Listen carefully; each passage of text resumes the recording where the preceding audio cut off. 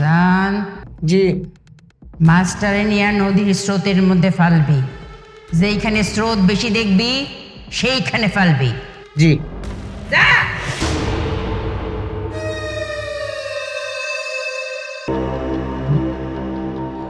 আচ্ছা, এই শিং মাছের মধ্যে তাবিজ বান্ধা স্রোতলা নদীতে ছেড়ে দিলে কি হইব?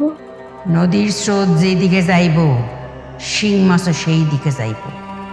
পাকের মধ্যে পড়ব, তুমগুলোকে পাকের মধ্যে পইরা মাথা খালি কুড়াইব।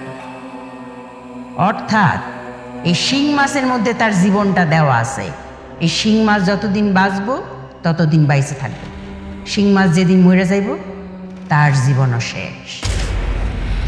শিং মাছ স্রোতের মধ্যে যত ঘুরবো তুমগুলো পাগলের মতো সেইখানে পড়তে থাকবে।